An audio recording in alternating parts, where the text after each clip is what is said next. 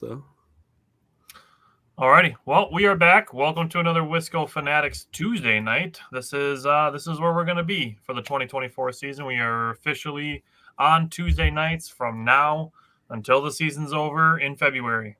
February 9th. So February 9th, that is when the season is going to too. end for the Packers. That's right.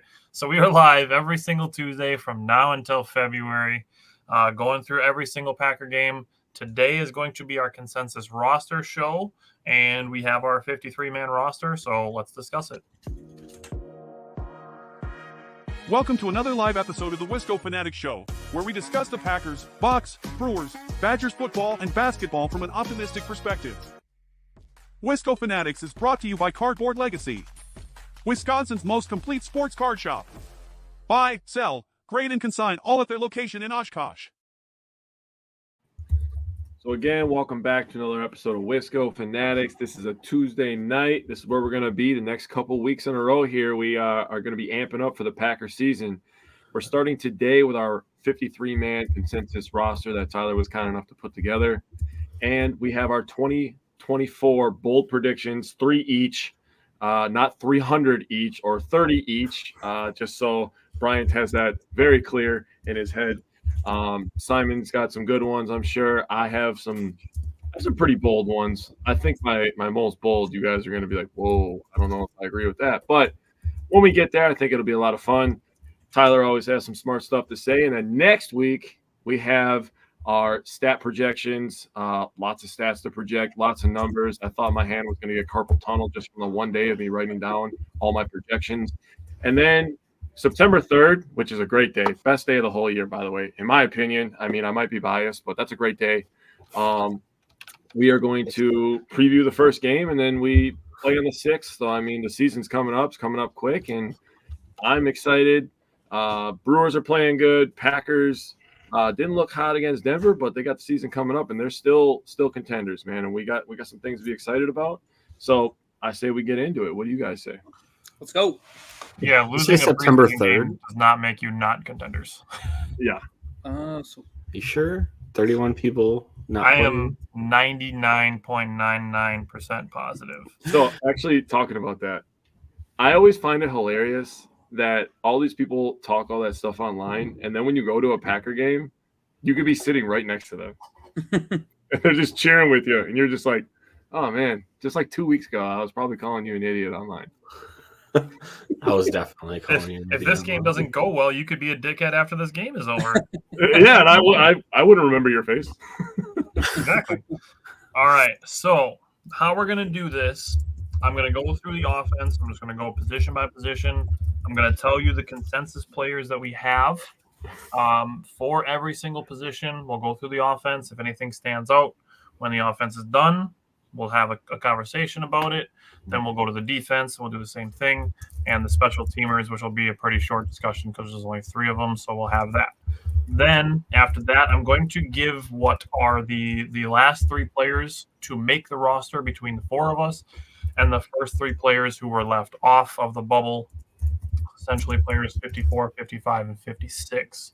Now, we're going to go through these, and then after that, I have one question for Jake, Simon, and Bryant, each of them based on their rosters that they sent me. They've kind of seen some stuff from each other's rosters, but haven't seen the entire 53s that they've adjusted since Sunday's preseason game. So this is all conglomerated between the 4 of us. So we're going to start with the offense. At quarterback, we have Jordan Love and Sean Clifford. Nothing super crazy about that. Going into the running back group, we do have 4 running backs on the roster for the 53-man roster: Josh Jacobs, A.J. Dillon, Marshawn Lloyd, and Emmanuel Wilson. So we'll get to look at some discussions on that as well. Wide receiver, 6 of them: Christian Watson, Romeo Doubs, Jaden Reed, Dontavian Wicks, Bo Melton, and Grant Dubose.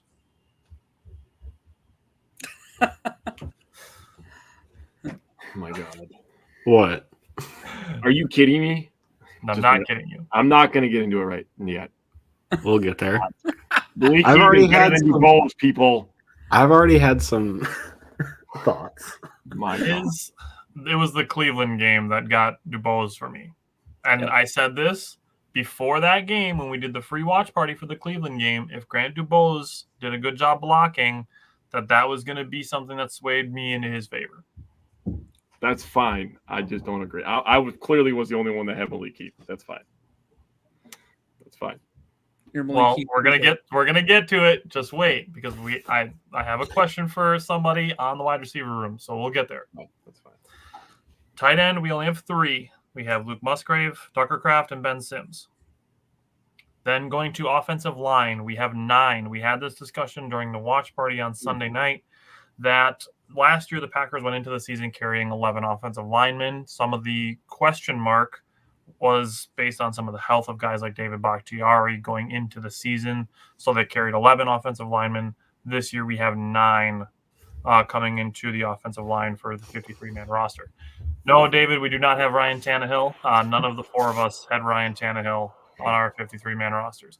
Although I can say I don't think any of us would be shocked if the Packers made a call, but it just doesn't seem particularly likely at this point. Now, offensive line. I just structured this to go from left to right across the starting line. Rasheed Walker, Elton Jenkins, Josh Myers, Jordan Morgan, Zach Tom. That's the tentative penciled-in starting offensive line. The next consensus guys, Sean Ryan, Jacob Monk. Those guys were on all 4 of our rosters. Then Kadeem Telfort and Andre Dillard also made the list. Dillard does seem to be, even though not necessarily the best option, does seem like the most likely option to occupy that 3rd tackle spot. But if Jordan Morgan weren't starting at right guard, he would be that tackle spot. So there's that. Either way, Jacob Monk is going to back up all of those interior line positions, so we don't have Royce Newman in our 53-man roster. So everybody can probably be happy about that. What do you mean we? None of us have him on I'm there. just kidding.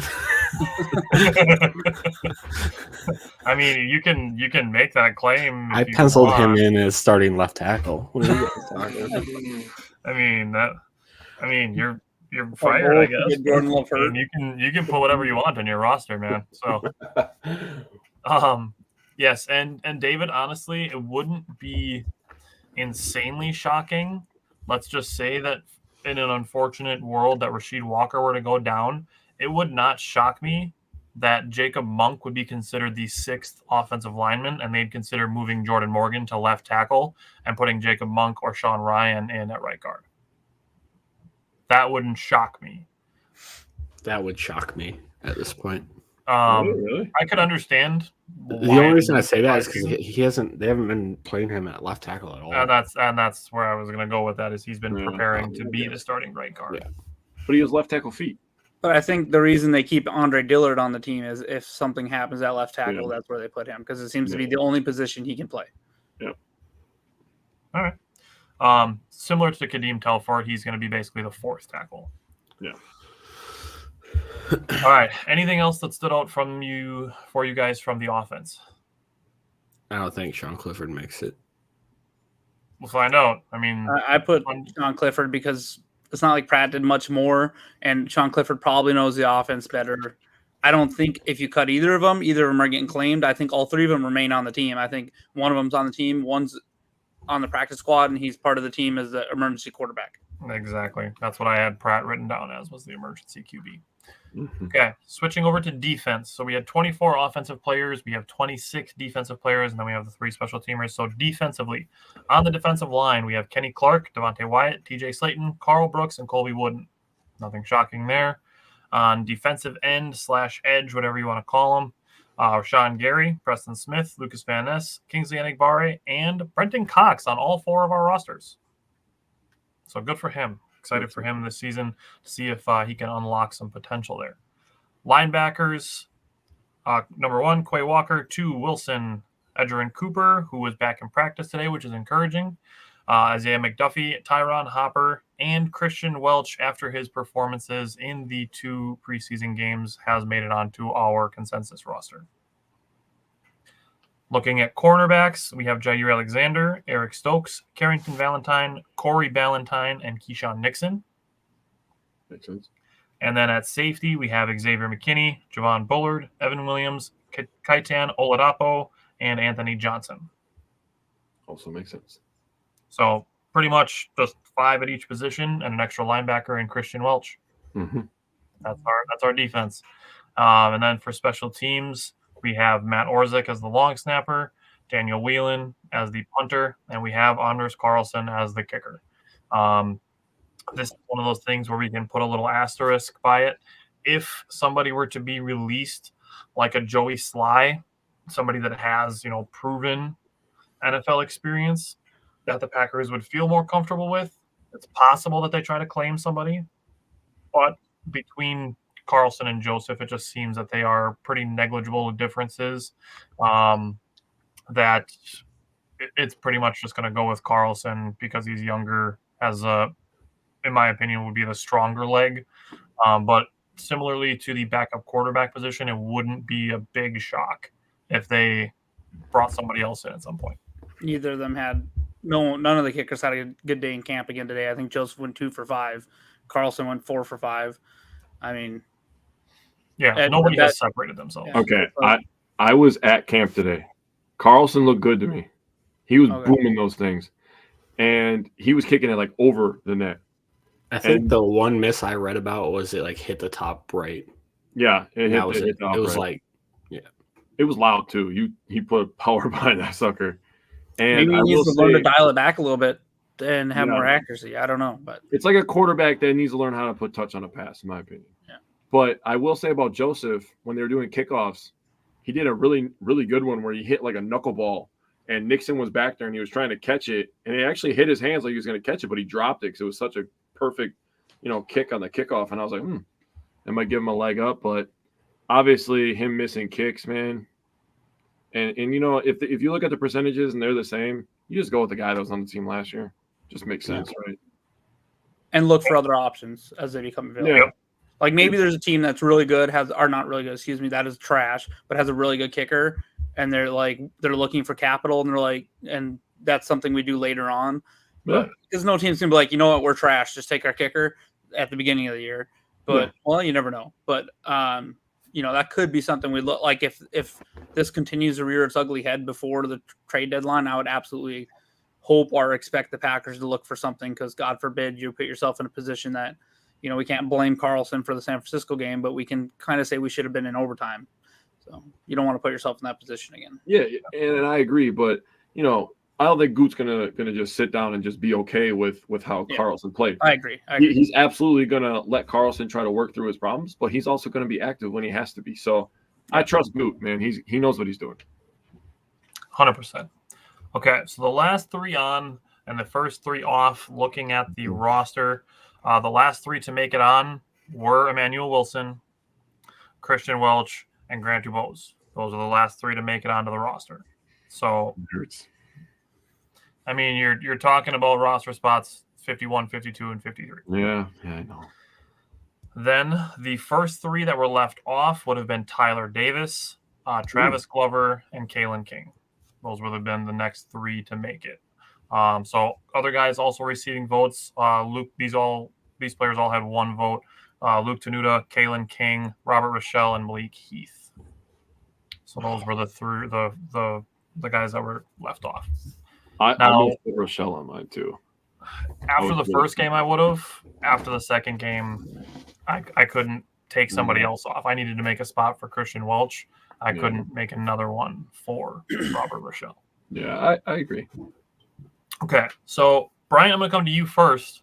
Only 5 wide receivers on your roster. Maybe I messed up one of my ads, but I had DeBose on my roster. It should have been added. So maybe I mistyped. So I do have DeBose. So I guess the one thing that I'll say that could be unique about my roster or whatever is I don't think I put that we don't carry a long snapper into the 53-man roster, because that's where I slotted Robert Rochelle in. Okay. And then what I think could happen is they could be playing a little tomfoolery gamery right there. Let everyone claim who they might claim, keep up Rochelle or whoever, and then bring back a long snapper and store someone that we want really on a practice squad that we thought possibly would get taken, and do that and throw them into the practice squad. So that's where I slotted in Rochelle because I thought I actually took off King for Rochelle because I think Rochelle's outplayed King so far. So Interesting. yeah. Yeah. All right, I You might have, have mistyped my removed notes Dubose in your message that you sent to me, but I'll allow Oh, it. my bad. Okay. Simon, I'm going to go to you. No Kaitan Oladapo on your roster. Yeah, I don't know that he's like seen enough. I think I said this on when we were doing the watch party. Like, I think it'll be a thing where we just redshirt him for a season. But I don't know. He was one of the ones that was like kind of close for me. Yeah, But- and that's understandable. And then Jake, I'm going to come to you on a similar question. You did not have Marshawn Lloyd on your 53-man roster, so I just wanted to give you a chance to tell me why. Yeah, he's been banged up. He didn't get much playing time in that Cleveland Browns game. Obviously, he left that game hurt. Didn't play in the Broncos preseason game. I didn't see him out there today. So, I mean, I think it's going to be tough, especially when, I mean, let's be honest. Jacobs and Dillon are safe. Emmanuel Wilson has looked explosive in both games. In neither game, I walked away from that game and thought, Emmanuel Wilson does not belong in the 53. I came away from both those games saying he belongs on the 53. And I don't want him to go to a team that's run heavy, that is looking for a backup, a Thunder and Lightning, which has been a thing for a long time now in the NFL. I don't want a team looking for their Lightning to claim him and just have him taking, 40% of the carries, and he just gets all the stretch runs and he looks amazing. So I think the Packers keep him on the 53. And kind of like what Simon is thinking with Oladapo, I think they kind of do that with him. They start him on the PUP list and go from there. Yeah, and we have Marshawn Lloyd on our consensus roster. Okay. But if we're looking at it here too, if Marshawn Lloyd, even if they don't put him on the PUP, but they're just going to have him as questionable for week one, to have still another running back to be able to back that up is another reason to keep Emmanuel Wilson on the 53. I'm going to respond to David. How do you know that? How do you know that? You have zero proof that is true. One, Lloyd. Maybe it's an opinion, Jake. Calm down. Hold on. I'm going to give my opinion. Let him cook. Lloyd, thank you. I'm going to have my chef hat on now. Lloyd had problems holding onto the ball in college. 2, we have no idea if he understands how to do pass pro. We just paid a quarterback $250 million. I'm going to take the guy that, 1, knows how to block, and 2, knows the playbook. Okay, that's great, David. I agree. Potential, higher. Right now, not better than Dillon. I don't care what you think. If you don't like A.J. Dillon, just say that. Here's what I'll say. Then I'll say like this is the way to look at it. That's your problem. Is Lloyd has the higher ceiling, Dillon has the higher floor. Yeah, I mean, never mind. I was going to say a line, but I'll leave it alone. A.J. Dillon is on this roster. He's going to get more carries than Lloyd. I've said this about 500 times at this point now. Dillon, you don't know that, Ryan Garcia. What do you say? I mean, You don't know that. And by the way, I like cheeseburgers. there's nothing wrong with liking cheeseburgers. Cheeseburgers are awesome. Eddie. he doesn't like cheeseburgers as much as Eddie Lacy. Eddie Lacy likes Chinese food. Quicker and faster, but he looks the same. I don't know. When I saw him in person, I thought he looked leaner. Jake, I don't know if you got to see him kind of close up at all today, or. Yeah, I mean, he looks, and by the way, he definitely looks quicker. He made a couple moves in that Cleveland Brown game where he was making people miss in the hole. Now, I do agree that I don't agree that he has zero vision. I do think that he doesn't have great vision. Ryan Garcia, you're calling him fat when he has like 8% body fat, dude. Don't let him troll you, dude. What? That's funny. No, yeah. My thing with Dillon is I had this conversation with someone at work earlier, and they were like, well, why would you keep Dillon on the roster? I told them, I said, for one, for right now, if Josh Jacobs were to go down, who do we trust most at the running back position? That's going to be A.J. Dillon because he knows the playbook. He knows pass pro. He's helping Jacobs learn the playbook. So that's where his value comes in. I did tell him, though, however, I said, I don't understand why he struggles so much in short yardage. It's maybe he's just too big or what it is. But I agreed with him. I told him, I said, he's like, well, do you think they'll just keep him as a short yardage back? And I said, I don't want him to be a short yardage back because I don't think he's good in that role. Like, I don't think he's good in that role. I think he's better in space. Like, get him on a swing pass or something because he's got good hands. Just because he's big doesn't mean he's going to run through the line. He doesn't have the balance for that, and we've seen that. So I feel like you keep him on the roster because he knows if someone was to go down, he's going to be the number one running back in the first several parts of the season, with probably a lot of Emmanuel Wilson mixed in. He has the good hands and he can pass pro. That's where his value comes in, and that's why he will be on the 53-man roster. And that's what makes him a good backup. Yeah. I think when we get into next week, I know what my stat projections look like because I've obviously done my own so far. Yeah. But I think when we get into stat projections, so everybody in the comment section that's not super thrilled with A.J. Dillon, I think you're going to see how we view his role reflected in our stat projections next week. David, and as far as Wilson as the number 2, I just don't think he's ready for that role. I mean, again, for all the same reasons that Bryant just listed off, especially as far as the passing game is concerned, whether it be pass protection or receiving, A.J. Dillon has a bigger body of work in the NFL. I mean, I don't hate Wilson as a 2, to be honest with you. You keep the explosiveness, but he's going to have to show me that he can block. Now, we've been in this situation before. We have a quarterback, okay? We also are in a division with a team that's literally never had a good quarterback. We should probably try to protect ours. Just a thought. And we're also in a division that has a lot of really good pass rushers. That's also true. Chicago has good pass rushers. Detroit has good pass rushers. And Minnesota has good pass rushers. In fact, one of the persons we really liked, Austin Booker out of Kansas, is absolutely crushing it this preseason. I think he had 3 sacks game. So, the Bears have, people on the depth chart that are going to rush the passer. So you definitely need someone back there. You can't have someone that can't pass block back there. So if Wilson struggles with that, Dillon's going to get the snaps. And if you listen to anyone, you should listen to Matt LaFleur, because he's said as much several times throughout his tenure with the Packers that if you cannot pass pro as a running back, you will not be on the field. I thought Wilson looked fine in pass pro last game. Yeah, limited opportunities, but yeah. I'll have to go back I'm and not watch. saying that he can't either. Yeah. I mean, if he can, he's clear number 2 to me. But we already know that Dillon can. And yeah, that's the thing. We know what Dillon can do, and Bryant said it. That is his value, and he has reliable hands in the passing game. So I mean, you give me a guy that can block and a guy that can catch. I mean, yeah, he doesn't get the short yardage, but you know who we signed that can get short yardage? His name is Josh Jacobs. Oh, by the way, he led the NFL in rushing once upon a time. We don't need to hand it to A.J. Dillon for short yardage anymore. Like I said, I think it's going to reflect in our stat projections. And we also had this conversation when we went through the draft picks on a guy like Marshawn Lloyd, how we think that as the season goes on that it could be more and more even splitting time with A.J. Dillon and Marshawn Lloyd as the season goes on. Yeah, for sure. To kind of transition to a point where the Packers can let A.J. Dillon go at the end of the season when his contract is up.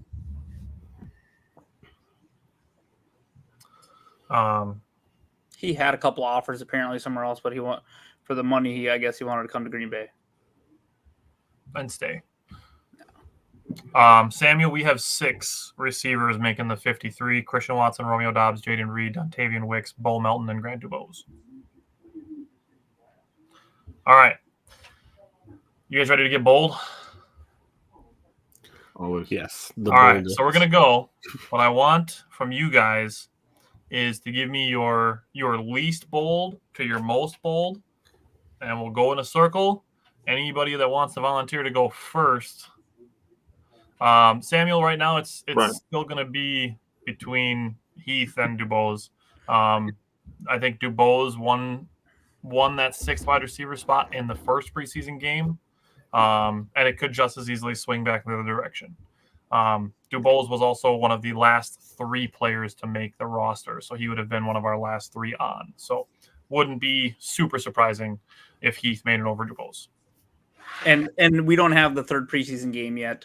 We're doing this before then, so I really think that between those 2, that's going to be up for grabs. Yep. Yeah. As is, I think, possibly the backup quarterback position. Yeah. Sure. Okay. Now let's do bold predictions. I think Jake just volunteered Bryant to go first.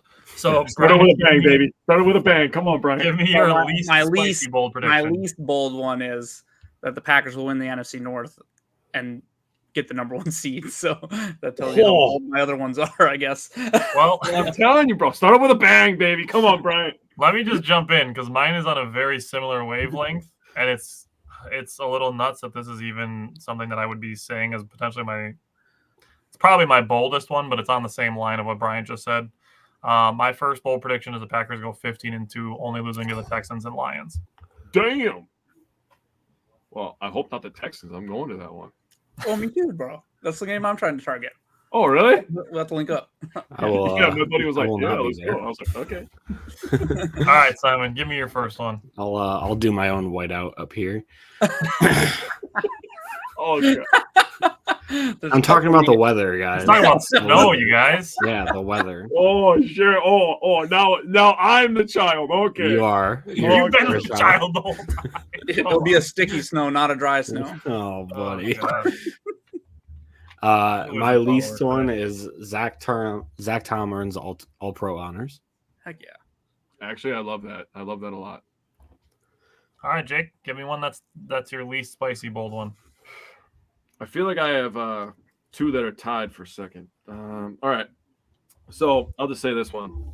And I'm going to say beforehand, I am not happy that I agree with Colin Cowherd. And no, I did not get this from him. I saw it after. Jordan Love wins MVP. Yeah. I'm with it. That was the first one I wrote down. I was like, Jordan Love MVP. Jake, even David agrees that you are the child. Hey, you know what? Whatever. I'm just getting picked on now. I'm over here being all innocent and angelic, and you're over here ruining my life. You've never been innocent, dude. Ever. All right, Brian, give me your second one. Okay, so last year the Packers finished with 45 sacks, which put them like 16th in the league or 17th. And they also finished with a net zero turnover ratio. Nice. They're going to add 10 sacks to that to put them at 55 sacks for the season, put them in the top 5. And they're going to add 10 turnovers to that to put them at plus 10 for the season to put them in the top 5. So they will finish in the top 5 of turnovers differential and the top 5 of sacks in the league. Love that. I'll go next off of that. I have the Packers leading the league in sacks. Ooh. I have a defensive one that I'm going to throw out there, and I think this is going to help with Brian's turnover number. I have Xavier McKinney as a first-team All-Pro. Oh yeah. Hey, that's why Ryan's all salty, by the way. We got Xavier McKinney. Yeah, we stole it. No, he disappears in games, dude. Oh, is that Ryan's excuse now? That was what he said All like right, months Jake, ago give us after another we one. signed him. All right. I'll give you my second one. And Josh Jacobs gets his second rushing title in 3 years, but he leads the league in rushing yards and rushing touchdowns. Okay. I like that. David jumping in, throwing out a bold prediction. Rashawn Gary, 18 sacks. That'd be monstrous. I will say he looks very lean and very terrifying. This is something that I can absolutely see as a possibility. I like it. Okay. Brian, hit me with your last one. Okay, my last one. In 2009, okay, Aaron Rodgers threw for over 4,400 yards, 4,000 yards, okay? Ryan Grant rushed for 1,250, and Greg Jennings and Donald Driver both surpassed 1,000 yards receiving. That's the only time in Packers history that's ever happened with those kind of numbers. In fact, it was the only time that we've hit 1,250 and 1,000. Not only did we hit it once, we hit it twice with the receivers. I'm not going to go that crazy with receivers because I feel like we do not have a number 1 or even a number 2. But I will say the Packers will – Jordan Love will throw for over 4,000 yards. Josh Jacobs will rush for over 1,250. And we'll have 5 pass catchers go over 500 yards. Damn. I see that. I actually see that. I believe that. Oh, okay. With Musgrave. All right. That's fair. I can see that. I'm just going to go right into that because I have a pass catching, well, one that involves pass catchers. My last one is that Jordan Love throws 50 touchdowns. That was MVP. We've had so many discussions on how insanely deep the Packers pass catching group is. And when we get to stat projections next week, we'll go through the consensus of it all. And again, just like with this, I'll highlight some of the outliers and be like, hey, why do you have this higher or lower? One of the things that I'm going to reflect in my numbers is I think the Packers are going to throw the ball more this year. If you look at the Packers offense, their 5 biggest playmakers on offense that aren't Jordan Love is Josh Jacobs and 4 pass catchers. It's probably 4 wide receivers. And if you want to go beyond that and go to the 6th, it's probably Luke Musgrave. So, I mean, if you're looking at the top 6 playmakers on your offense, it's probably your running back, 4 wide receivers, and a tight end. So I think Jordan Love, I think he's got, spoiler alert, I think he's got potential to throw the most passes in the NFL this year. Josh Jacobs has 2 seasons over 50 yards, 50 catches as well. So, yeah. Yep. Very, very excited to get into stat projections next week. So, all right, Simon, give me your last one. I'm a big believer in Christian Watson. He has over 1,300 yards and double-digit touchdowns. Ooh, I like the touchdowns. That helps mine. That would get very expensive for the Packers quickly. Yeah, good. But it would be great. I would be happy. I'd be fine with it. Yeah. All right, Jake, give me your last one. All right. So I got to tell you guys, I knew about Tyler Sam, Xavier McKinney, and it made me smile. I almost wanted to tell him this one. 3 Packers make all-pro defensive first team.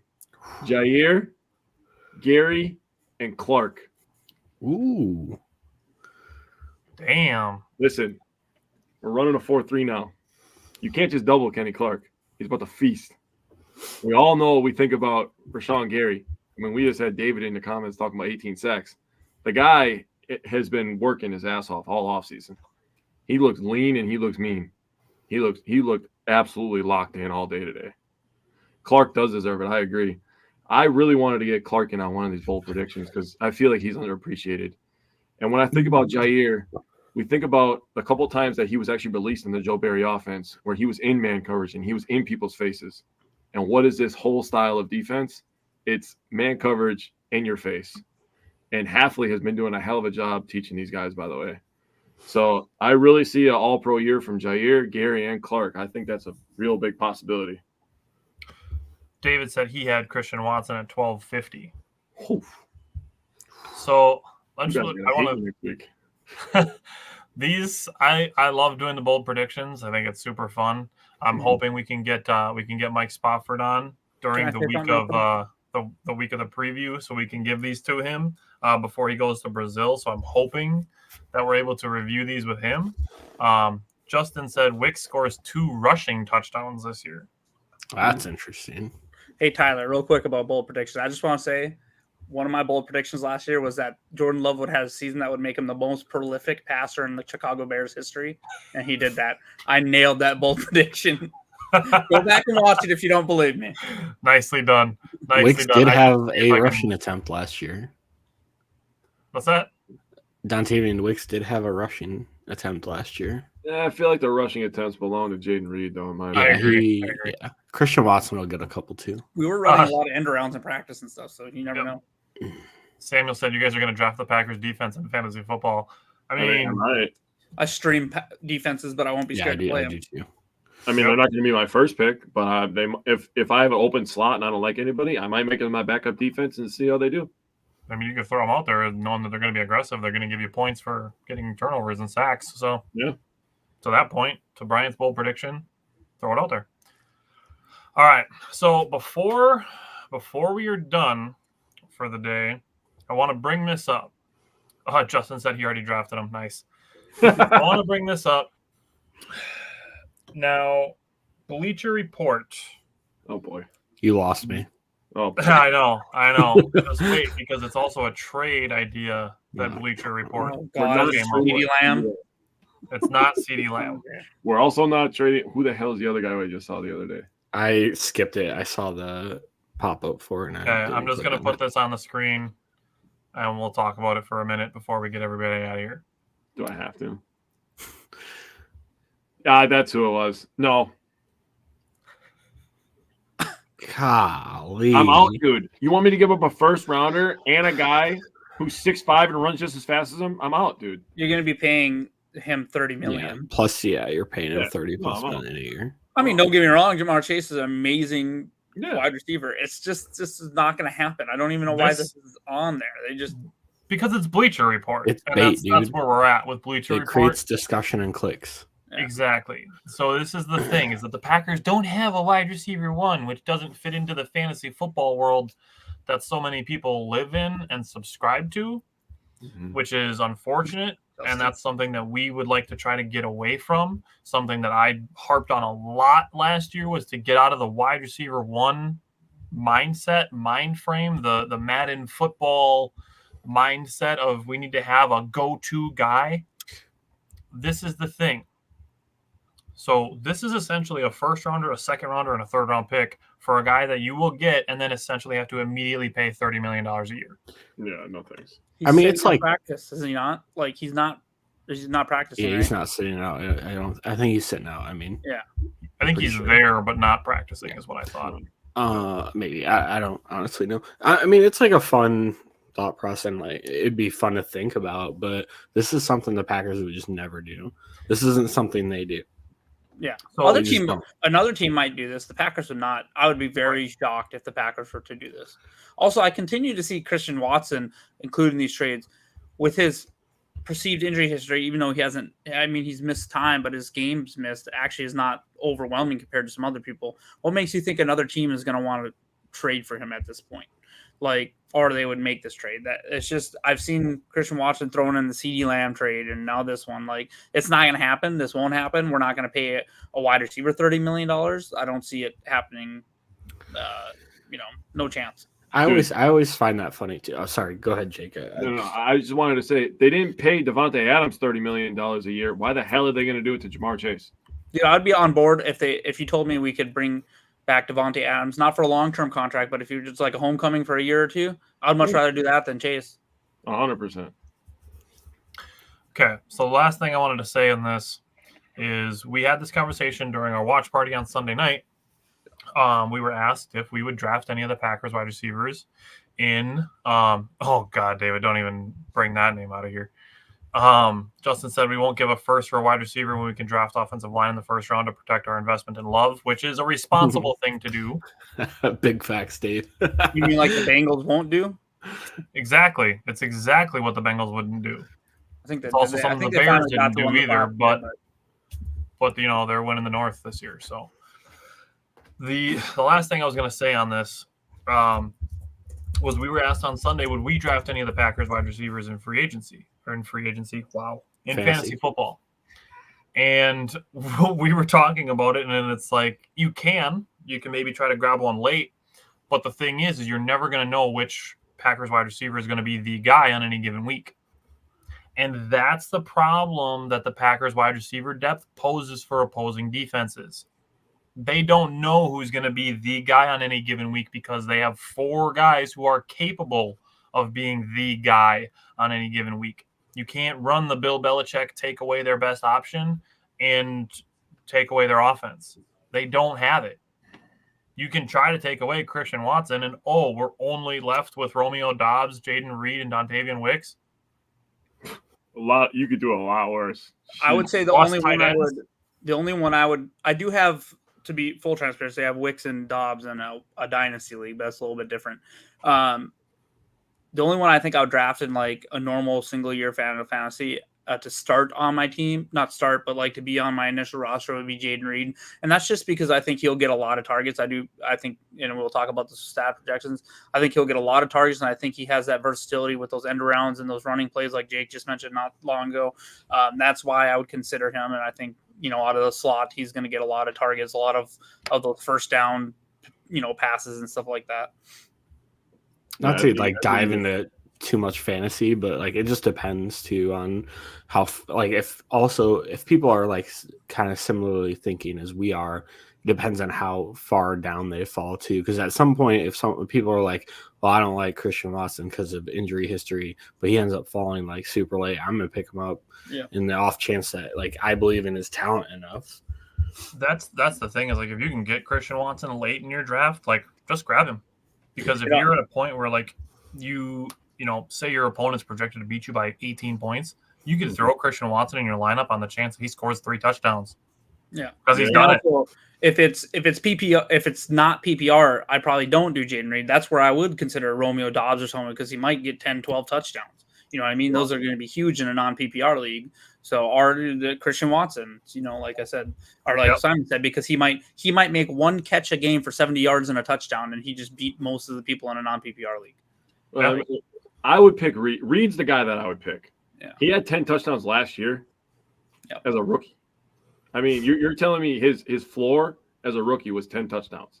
And I know Dobbs also had 10. He had over 10 touchdowns as well. He had But 12. for me, I would pick Reed because they find other ways to get him the ball. So he's going to get the ball and he's going to get yards. He's going to get touchdowns, clearly. And a lot of people put like Reed behind like Jordan Addison as a rookie, right?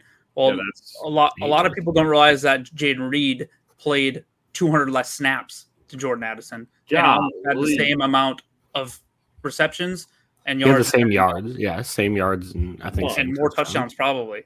To be honest, I think it was the same. yeah. Addison was dependent on touchdowns too. Yeah. So if people are looking at Addison as a number 3 wide receiver on your team, you might as well be looking at Jaden Reed. So I've said this before, and I hold to it that Romeo Dobbs is still the Packers' best all around wide receiver, and I still hold that. This is the thing, is that this is hilarious because we've just had these discussions, and it's Christian Watson, it's Jaden Reed, it's Romeo Dobbs. People have been spending all summer calling Dontavian Wicks the next Devontae Adams, and we barely even have him as a mention. He might be the best wide receiver on the roster. You know what? I was going to wait for this next week because I wrote it in my notes. I don't think he's the next Devontae Adams. I think that he's the next Jordy Nelson. Dude, you look at the size, the length, the body control. People don't respect Jordy Nelson body control, dude. And that's what I see in Dontavian Wicks is the body control and the ability to catch with his hands away from his body. That's where I see it. All I know is I'm super excited about this offense. So yeah, dude, we could literally just sit here for 4 hours and talk about who's going to get the ball. We didn't even mention like Tucker Kraft. That guy could have a 100-yard and a touchdown day out of nowhere in October. And we're like, that's our number 2 tight end, people. Yeah. And he runs people over. Remember last year when he bounced a Viking off the ground? Oh, yeah. or jumps him. That was Harrison Smith, I think. Dude, he dribbled a human being, bro. Yeah, that was good times. We still have that highlight clip somewhere. Dude, can you believe how many weapons Sean Clifford has? It's just insane. Nicely done. Oh, that's awesome. I was just scrolling through to see if I had the Tucker Kraft one somewhere. Oh, Hey man. Jake, while he looks for that, real quick question for you: is there anything that like surprised you or really popped off to you at training camp today? No, it was actually kind of I felt like it was mellow. I expected because of their performance in Denver, and then I assumed that they went over film yesterday, and I think they probably got all their yelling and embarrassment out yesterday. But today they came into camp and it just felt like it was all business, man. I was really watching the kickers. I watched the backup quarterbacks because those are the 2 things that were like the biggest questions, coming out of the Denver game. And the kickers were okay. I thought Carlson was the best one.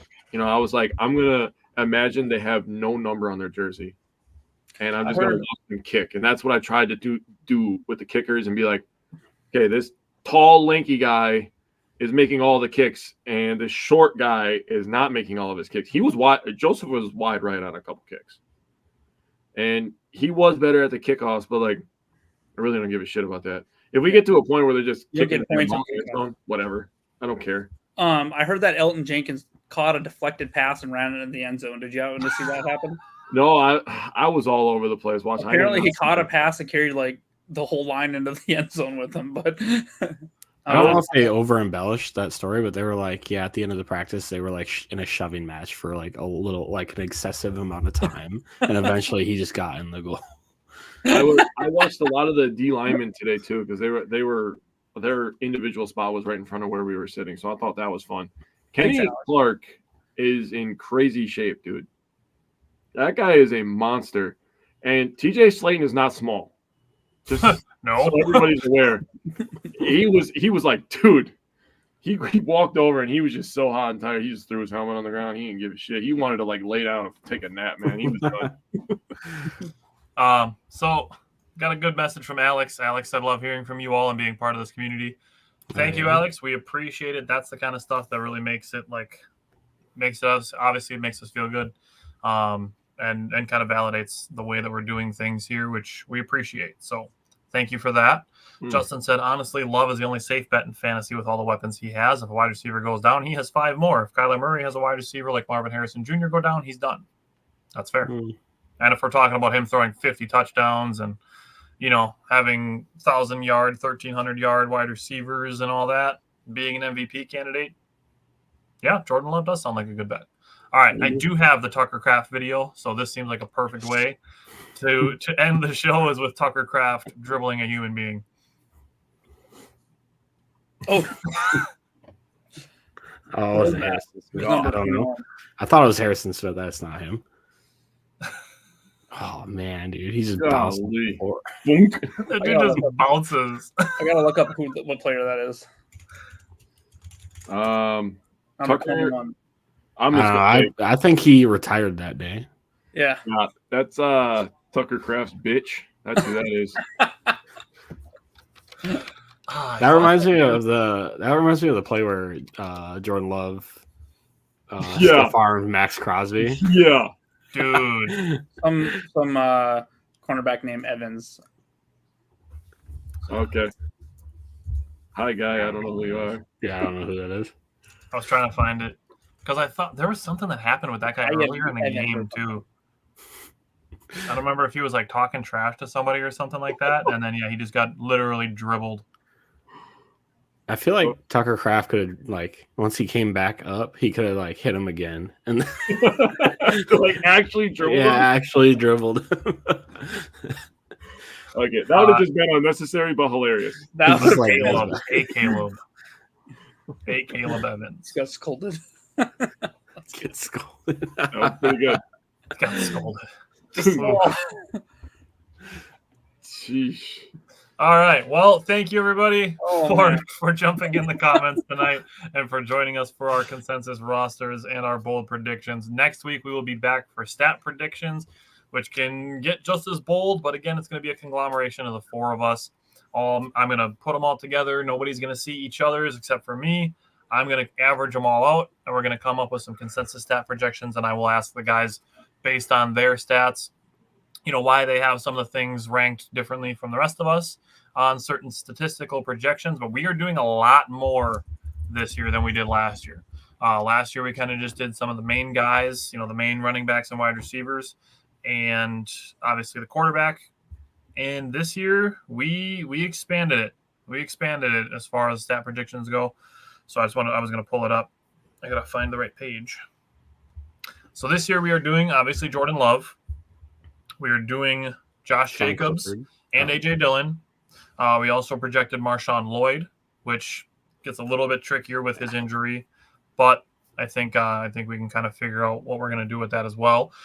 Justin, thank you. We will look forward to you being back next week as well. For pass catchers, we are doing Watson, Dobbs, Reed, Wicks, Musgrave, Kraft, Melton, and Sims. So we got bold predictions that the Packers are going to have 5 guys over 500 receiving yards. We'll see if that reflects in our consensus numbers. But then defensively, we're doing corners, Jair Alexander, Carrington Valentine, Eric Stokes, Keyshawn Nixon. And safeties, we are doing McKinney, Bullard, Evan Williams, and A.J. Johnson Jr. And then we are also projecting for Quay Walker, Edrin Cooper, Isaiah McDuffie, Rashawn Gary, Preston Smith, Lucas Van Ness, Kingsley Enagbare, Eric Wilson, Kenny Clark, Devontae Wyatt, TJ Slayton, Carl Brooks, Colby Wooden. And lastly, we are stat projecting Anders Carlson this year. So we'll see how those numbers all add up. We're going to have all of those consensus out, and we'll have some discussions about them next week. So we will be back next Tuesday again at 8 o'clock, and we will see you guys then.